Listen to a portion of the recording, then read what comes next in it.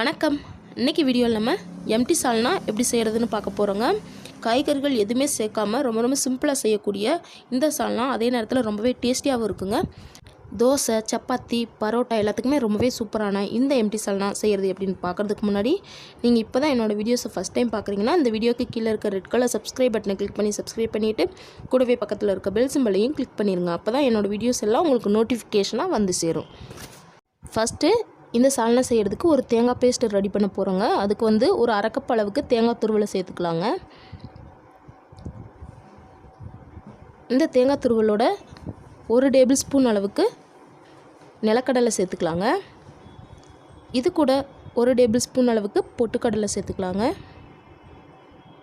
அதுக்கப்புறமா 1 டீஸ்பூன் அளவுக்கு சோம்பு சேர்த்துட்டு இதோட கொஞ்சமாக தண்ணி சேர்த்து இது நல்லா ஒரு மைல்டு பேஸ்ட்டாக அரைச்சி எடுத்துக்க போகிறோங்க. நல்லா வலுவலுன்னு அரைச்சி எடுத்துக்கணும். அப்போ தான் சால்னா ரொம்பவே திக்காக டேஸ்ட்டாக இருக்குங்க. பாருங்கள், இந்த அளவு நல்லா ஃபைன் பேஸ்ட்டாக அரைச்சி எடுத்தாச்சு. இப்போ சால்னா ரெடி பண்ணுறதுக்கு ஒரு பேன் அடுப்பில் வச்சு அந்த பேனில் 3லேருந்து 4 டேபிள் ஸ்பூன் அளவுக்கு எண்ணெய் சேர்த்துக்கலாங்க. எண்ணெயெல்லாம் நல்லா சூடானதுக்கப்புறமா இதுக்கு தேவையான மசாலா பொருட்கள் எல்லாம் சேர்த்துடலாங்க. ஒரு பிரிஞ்சி இலை, 3லேருந்து 4 கிராம்பு,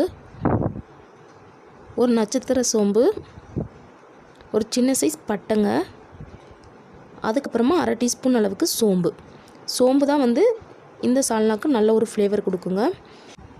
இது எல்லாமே நல்லா பொரிஞ்சிடணுங்க. அப்போ தான் இதோட ஃப்ளேவர் ரொம்பவே சூப்பராக இருக்கும். இது எல்லாமே நல்லா பொரிஞ்சதுக்கப்புறமா இப்போ இது கூட நம்ம ஒரு கொத்து கருவேப்பிலையை சேர்த்துக்கலாங்க.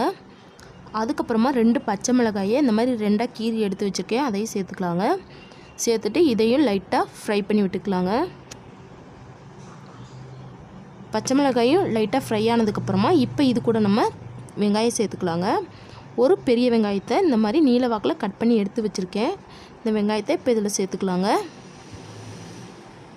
வெங்காயத்தை சேர்த்து வெங்காயம் நல்லா பொன்னிறமாக வதங்கணுங்க. அது வரைக்கும் நல்லா வதக்கி விட்டுக்கலாம். வெங்காயம் நல்லா பொன்னிறமாக வதங்கினதுக்கப்புறமா பாருங்கள், இந்த அளவு நல்லா வதங்கினதுக்கப்புறமா இப்போ இதில் நம்ம தக்காளி சேர்த்துக்கலாங்க. 2 பெரிய சைஸ் தக்காளியை இந்த மாதிரி கட் பண்ணி எடுத்து வச்சுருக்கேன், அதை சேர்த்துக்கலாங்க. இதே நீங்கள் சின்ன தக்காளியாக இருந்துச்சுன்னா 3லேருந்து 4 தக்காளி சேர்த்துக்கோங்க. அதுக்கப்புறமா இந்த வெங்காயம் தக்காளி சீக்கிரம் வதங்கணுங்கிறதுக்காண்டி கொஞ்சமாக உப்பு சேர்த்துக்கலாங்க. சேர்த்துட்டு இதை நல்லா மிக்ஸ் பண்ணி விட்டுடலாம். இந்த தக்காளி நல்லா மசிஞ்சு வர்ற வரைக்கும் இதை நல்லா வதக்கி விட்டுக்கோங்க. தக்காளி இந்த அளவு நல்லா மசிஞ்சு வதங்கினதுக்கப்புறமா இது கூட 1 டேபிள் ஸ்பூன் அளவுக்கு இஞ்சி பூண்டு விழுத்து சேர்த்துக்கலாங்க. சேர்த்துட்டு இதோட பச்சை வாசனை போகிற வரைக்கும் இதை நல்லா மிக்ஸ் பண்ணி விட்டுடலாங்க. இஞ்சி பூண்டு பேஸ்ட்டோட பச்சை வாசனை போனதுக்கப்புறமா பாருங்கள், தக்காளி நல்லா மசிஞ்சு வதங்கிருச்சு. இப்போது இந்த சால்னாக்கு தேவையான மிளகாய்த்தூள் எல்லாம் சேர்த்துடலாங்க. முதல்ல 1/4 டீஸ்பூன் அளவுக்கு மஞ்சள் தூள், 1 டீஸ்பூன் அளவுக்கு தனி மிளகாய்த்தூள், 1/2 டீஸ்பூன் அளவுக்கு தனியாத்தூள் அதாவது மல்லித்தூள், அதுக்கப்புறம் அரை டீஸ்பூன் அளவுக்கு கரம் மசாலா. இது எல்லாத்தையும் சேர்த்துட்டு இதோட பச்சை வாசனை போகிற வரைக்கும் இதை நல்லா மிக்ஸ் பண்ணி விட்டுடலாங்க. இந்த மிளகாய்த்தூளோட பச்சை வாசனைலாம் போனால் தான் சால்னா ரொம்பவே டேஸ்ட்டாக இருக்குங்க. அதனால் மிளகாய்த்தூளோட பச்சை வாசனை போகிற வரைக்கும் நல்லா இதை மிக்ஸ் பண்ணி விட்டுருங்க. எண்ணெய் லைட்டாக இந்த அளவுக்கு பிரிஞ்சு வரணுங்க. இந்த அளவு மிளகாய்த்தூள் எல்லாம் பச்சை வாசனை போனதுக்கப்புறமா இப்போ இந்த சால்னாக்கு தேவையான அளவு தண்ணி சேர்த்துடலாங்க. உங்களுக்கு எந்த அளவு சால்னா தேவையோ அதுக்கு தகுந்தவாறு தண்ணி சேர்த்துக்கோங்க. தண்ணி சேர்த்துட்டு சால்னாவில் உப்பெல்லாம் டெஸ்ட் பண்ணி பார்த்துட்டு தேவையான அளவு உப்பு சேர்த்துக்கோங்க. ஏற்கனவே நம்ம உப்பு சேர்த்துருக்கோம், அதனால் பார்த்துட்டு தேவையான அளவு மட்டும் உப்பு சேர்த்துட்டு இதை நல்லா மிக்ஸ் பண்ணி விட்டுட்டு இதை மூடி போட்டு இதை நல்லா கொதிக்க விட்டுறலாங்க. ஒரு 5 நிமிஷம் நல்லா இது கொதித்து வரணுங்க.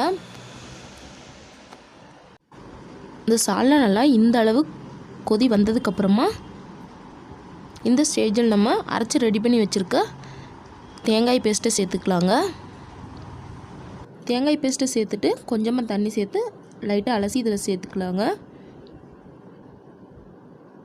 தேங்காய் பேஸ்ட்டு சேர்த்ததுக்கப்புறம் குழம்பு உங்களுக்கு நல்லா திக்காகிற மாதிரி தெரிஞ்சுன்னா கூட கொஞ்சம் தண்ணி சேர்த்துக்கோங்க. சேர்த்துட்டு மறுபடியும் ஒரு 10 நிமிஷம் இதை நல்லா கொதிக்க விடணுங்க. இந்தளவு நல்லா மிக்ஸ் பண்ணி விட்டுட்டு மூடி போட்டு 5 நிமிஷம் நல்லா ஹை ஃப்ளேம்லேயும் 5 நிமிஷம் லோ ஃப்ளேம்லேயும் இதை நல்லா கொதிக்க விட்டுறலாங்க.